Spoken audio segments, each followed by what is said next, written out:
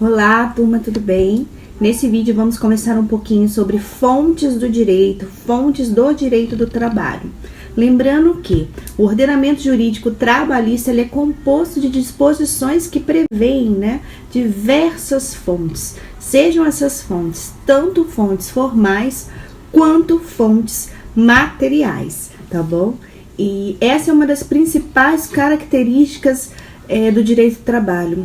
Então, uma das características realmente mais marcantes do direito do trabalho é justamente essa pluralidade de fontes, sejam as fontes formais quanto as fontes materiais. Assim, o Estado ele prevê o quê? O Estado ele prevê um patamar mínimo de direitos que devem ser respeitados, tanto no contrato de trabalho. Entretanto, nós temos aí outras fontes, que são consideradas informadoras, tais como a contratação coletiva, os usos, os costumes, as fontes internacionais, os acordos internacionais, por exemplo. E nós estudaremos na aula de hoje justamente as fontes tanto materiais quanto as formais.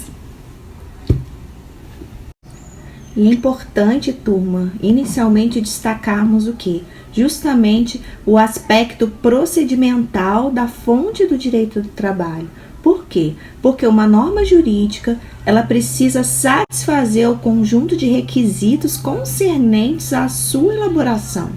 O que significa isso, professora? Pois bem, somente tem vigência e são dotadas de validade objetiva as normas que obedecem a esses requisitos, previstos pelo nosso ordenamento jurídico, enfim, previsto no ordenamento jurídico de cada país e adotado para cada fonte. Ou seja, se uma lei ou um contrato obrigam cada um a seu modo e a seu alcance, tal fato se dá justamente porque a fonte do direito é inerente a um poder de decidir.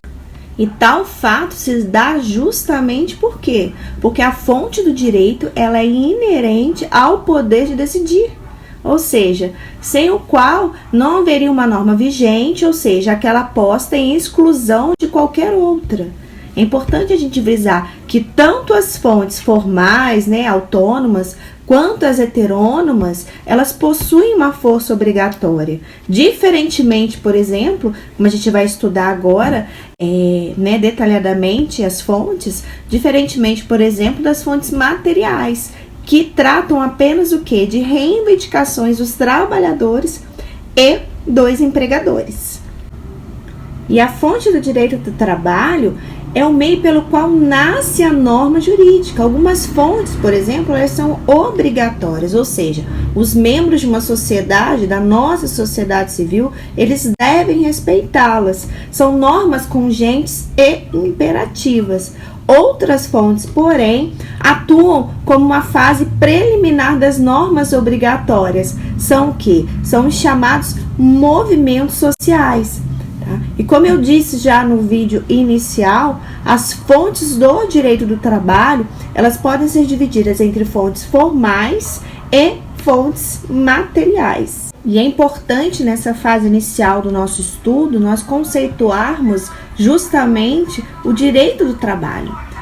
Como a nossa doutrina conceitua o direito do trabalho? Pois bem, o direito do trabalho é visto como um ramo da ciência jurídica que estuda as relações jurídicas entre os trabalhadores e os tomadores de serviço, mais precisamente, entre empregados e empregadores. O direito do trabalho ele surge, como nós estudamos naquela aula inaugural, o direito do trabalho ele surge justamente o quê? A partir da Revolução Industrial, com vistas a reduzir por meio da intervenção estatal o quê? A desigualdade existente nessa relação entre capital, que seria um empregador, e o trabalho, a mão de obra do empregado.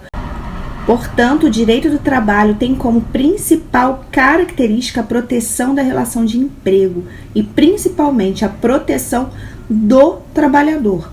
Por isso, a importância das fontes do direito na aplicabilidade, para os operadores do direito lançar mão ali, no dia a dia, para justamente dirimir esses conflitos existentes no dia a dia dessas relações entre o capital e a mão de obra do trabalhador.